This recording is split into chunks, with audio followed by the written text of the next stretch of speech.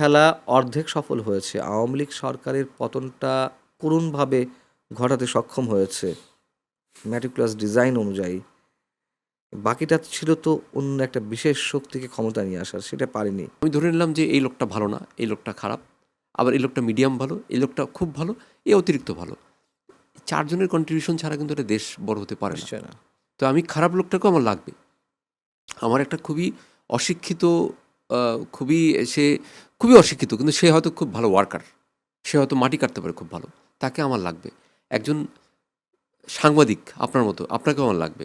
আবার একজন যে কিনা আমলা, খুবই ভালো ব্যুরোক্রেট, তাকেও আমার প্রয়োজন হবে। একজন শিল্পী, একজন কবি, একজন লেখক, একজন অভিনেতা, সবাইকে নিয়ে তো আমাদের সমাজটা তৈরি করতে হবে। তা আমরা আসলে সেই যুগের পর যুগ ধরে এই যে কিছু একটা হলে ওকে বানিয়ে দেওয়া হচ্ছে বিএনপি, ও আওয়ামী লীগ, ও জামাত। আমরা তো মানুষ, এটা আমরা কবে হব? আশাবাদের জায়গা থেকে বলবো না বাস্তবতার জায়গা দুটোই থেকে বলেন বলবো? আপনি, আশাবাদীও বলেন, বাস্তবতাও বলেন। আশাবাদের কথা বললে তো গতানুগতিক কথা বলতে হয়। আমরা এটা চাই, এটা হবে, হতাশ হলে হবে না, এই আশাবাদের কথা, গতানুগতিক মুখস্থ কথা। আমি 50 বছরের মধ্যে এর কোনো চেঞ্জ দেখি না, এবং উত্তর খারাপ দিকে যাবে। আপনি আমাকে প্যাসিমিস্টিক বললে বলতে পারেন, হতাশবাদী বললে বলতে পারেন, আমার কিছু করার নেই। আমি আমি খুব ভালো কিছু দেখছি না, খুব ভালো কিছু দেখছি না। যেই উত্থানটা জামাত শিবিরে হলো, এবং ওই যে আরেকটা ডক্টর ইউনূস কিন্তু অপেক্ষা করছে, আমি বারবার বলছি, যদি সেটা হয়, ডিপ স্টেটের খেলা অর্ধেক সফল হয়েছে। আওয়ামী লীগ সরকারের পতনটা করুণভাবে ঘটাতে সক্ষম হয়েছে ম্যাটিকুলাস ডিজাইন অনুযায়ী। বাকিটা ছিল তো অন্য একটা বিশেষ শক্তিকে ক্ষমতা নিয়ে আসার, সেটা পারেনি। সেটাও তারা সফল করার চেষ্টা করবে, তারা কিন্তু থেমে নেই। আমি খুব বোল্ডলি বলছি, তারা থেমে নেই, ডিপ স্টেটে খেলা চলছে। এবং এই শক্তিটা কারা আসলে? আপনি তো খুব নির্দিষ্টভাবে বলতে পারবেন না। ডিপ স্টেট সম্বন্ধে তো আমরা জানি যে একটা রাষ্ট্রের মধ্যে আর একটা শক্তি। এখন যেটা বলা হচ্ছে মার্কিন ডিপ স্টেট, ডিপ স্টেট অনেক ধরনের আছে, এবং নইলে কেন এই চুক্তিটা হবে? এই যে মার্কিন বাণিজ্য চুক্তি একেবারে দাসত্বের শৃঙ্খলায় বেঁধে রাখা হয়েছে, এবং সেটা বিএনপি সরকার করে যাচ্ছে বাস্তবায়ন। যদি বলতে চান যে কারা, একটা ছোট নমুনা দেই।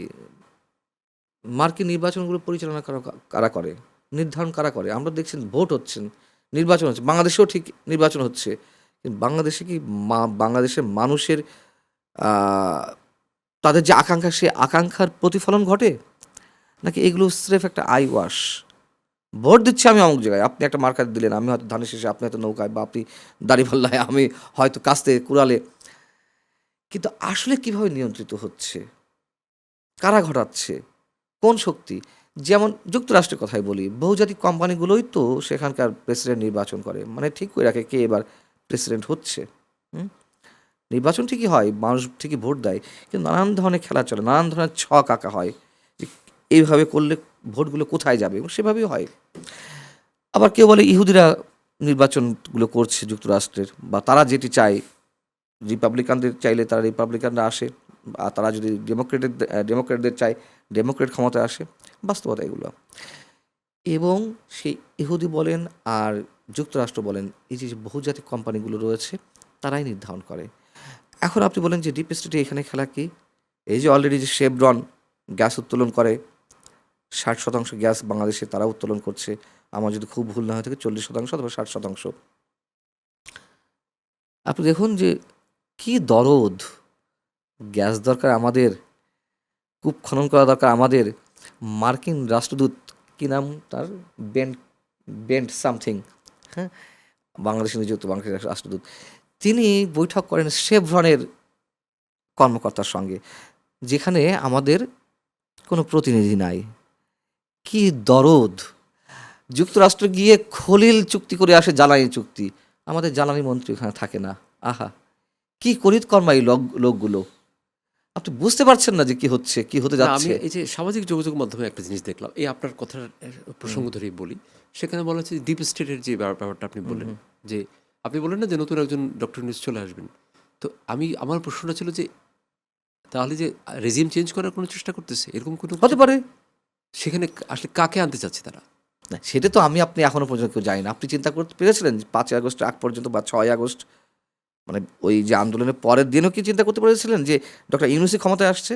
না, সেটা তো জানার কথা না আসলে। জানার কথা। ঠিক এভাবে তো আমাদের জানার কথা না। আপনি আমার মাঝখানে যে কে ডিপ স্টেটের প্রতিনিধি সেটা তো আমি একজন আরেকজনকে জানি না। তাই না? এটা তো আমি জানি না যে আপনি ডিপ স্টেটের প্রতিনিধি কিনা। আপনি জানেন না যে আমি ডিপ স্টেটের প্রতিনিধি। আমি খুব ভালো, ভালো কথা বলছি। ডক্টর ইউনূসও খুব ভালো, ভালো কথা বলেছিল। আমরা তো ডক্টর ইউনূসকে অনেক ক্ষেত্রে সমর্থন জানিয়েছে। কেন ৬ তলা পায়ে হেঁটে তাকে আদালতে অবশ্যই, তোলা হ্যাঁ। হচ্ছে। হুম। আমরা তো প্রতিবাদ করেছিলাম। এই ডক্টর ইউনূসের মুখোশটা যে এত ভয়ংকর, তার মুখোশ সম্বন্ধে জানতাম যে সে ক্ষুদ্র ঋণে ব্যবসা করে এই যে ডলার মানে বিভিন্ন দেশে পাচার করা বা বিভিন্ন দেশে সম্পদ করা, এইটুকু পর্যন্ত আলোচনা হয়েছে যে তিনি নিজ দেশের কোনো সংকটে কখনো থাকেননি। সামান্য ৳২ ত্রাণও তিনি কোথাও দেননি। এই পর্যন্ত। কিন্তু তার এই যে বীভৎস কুৎসিত ভয়ংকর চেহারাটাকে আমরা আগে কখনো এভাবে আঁচ করতে পেরেছি? পারিনি। সো সামনেও যে এই ডক্টর ইউনূসই আবার ২য় বারের জন্য আসবে, আসবে না তার যেমন কোনো গ্যারান্টি নাই। বাট ডক্টর ইউনূসের চেয়ে আরও ভয়ংকর কোনো বড় ডক্টর ইউনূস আসে কিনা সেটিও আমরা জানি না। যেমন জানতাম না ডক্টর মানে অং সান সুচির ভিতরটা এত কুৎসিত। ধারণা ছিল যে তিনি যদি ক্ষমতায় আসে তার দল রোহিঙ্গাদের জন্য কাজ করবে। ওমা! এসে কি করল? আন্তর্জাতিক আদালতে রোহিঙ্গাদের বিরুদ্ধে গিয়ে সাক্ষী দিল। এরা বাংলাদেশের নাগরিক। অথচ অং সান সুচি তো অনেকের স্বপ্নের নারী ছিল, তাই না? গণতান্ত্রিক নেত্রী ছিল। ছ্যাঁকা খেলাম।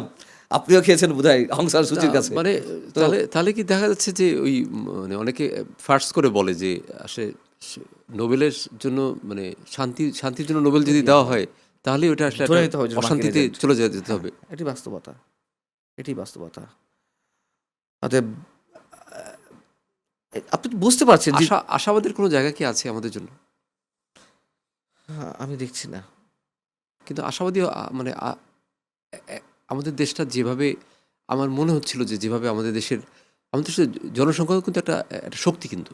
অবশ্যই। কিন্তু এখন আমি জানি না আপনি জানেন কিনা যে আমাদের দেশের মানুষের জন্য বিদেশের ভিসা পাওয়াটা একদম অসম্ভব হয়ে হুম, গেছে। হুম, হুম, হুম, হুম, এখন কোনো কান্ট্রি ভিসা হুম, দিচ্ছে না। হুম, হুম। মানে ইভেন এখন আমি এই যে রিসেন্ট বলছি আপনাকে, ইভেন থাইল্যান্ডও ভিসা দিচ্ছে না। তবে এই যে ভিসা রিজেকশনের যে ব্যাপারটা, তার মানে আমরা জাতি হিসাবে আরও পিছিয়ে যাচ্ছি। আমাদেরকে অনেকগুলো কান্ট্রিতে আমাদের বাচ্চারা পড়াশোনা করতে যায়, সেখান থেকে পড়াশোনার জন্য তাদেরকে ফিরিয়ে দেওয়া হচ্ছে। তো মানে মানে এটা তো আমরা তাহলে মানে আগানোর জায়গায় তো পিছিয়ে যাচ্ছি, বারবার করে না, পিছিয়ে পিছিয়েছে যাচ্ছি অবশ্যই। এবং আমরা। এই ১.৫ বছর যে জঙ্গি শাসন ডক্টর ইউনূসের আমাদেরকে ৩০ থেকে ৫০ বছর পিছিয়ে দিয়ে গেছে। তবে একটা কথা আমি বলি, হতাশা যেমন আছে, প্রতিবাদের ভাষাটাও তো আমাদেরকে অব্যাহত রাখতে হবে। আপনি যে বলেন যে লাভ নাই তো কথা বলে, তাহলে আপনি প্রতিবাদ করে কী হবে? আবার তো জেলে যাবেন। যাবো। কাউকে না কাউকে তো ত্যাগ স্বীকার করতে হয়। আ তাই বলে প্রতিবাদটা মানে হবে না বিধায় প্রতিবাদ করব না, এমনটা যেন না হয়। প্রতিবাদের বিকল্প নেই। প্রতিবাদ অবশ্যই করব এবং আমাদের আসলে আজকের আড্ডার মধ্যে, কথার মধ্যে আ আমার কাছে মনে হয়েছে দেশাত্মবোধের অনেক ব্যাপারই আসছে এবং কি হতে পারে, কি ব্যাপারে কি হতে পারে। আপনাকে অনেক ধন্যবাদ পান্না ভাই। আমাকে সময় দেওয়ার জন্য, আমাদেরকে সময় দেওয়ার জন্য। চ্যানেল এসের দর্শকের পক্ষ থেকে এবং চ্যানেল এসের পক্ষ থেকে আপনাকে অনেক শুভেচ্ছা, অভিবাদন। জি। হয়তো আবার কোনো একদিন আমরা আবার এই প্রোগ্রামেই বসবো। বসে আবার হয়তো আশাবাদীর কিছু, আমি খুবই আশাবাদী মানুষ। না, আমি এখনো আশাবাদীদের কথা ভাবতে চাই, বলতে চাই। কিন্তু বাস্তবতার জায়গা থেকে বলতে গেলে সরি টু সে মানে মিথ্যার বিশ্বাসই তো ধরতে পারব না। তো এটুকু বলতে হয় যে চেষ্টার তো বিকল্প নেই। আর আশা যদি না রাখি তাহলে তো একটা রাতও তো বেঁচে থাকা বেঁচে সম্ভব থাকা নয়। সম্ভব না। সম্ভব না। আশাবাদ অবশ্যই রাখতে হবে। কিন্তু আমি কোনো লক্ষণ দেখছি না। এবং শুরুতেই যে কথা বলছিলাম যে রাজনীতিবিদদের চরিত্র চেঞ্জ করতে হবে। কমিটেড হতে হবে। আমি আশা করি রাজনীতিবিদদের চরিত্র চেঞ্জ হবে।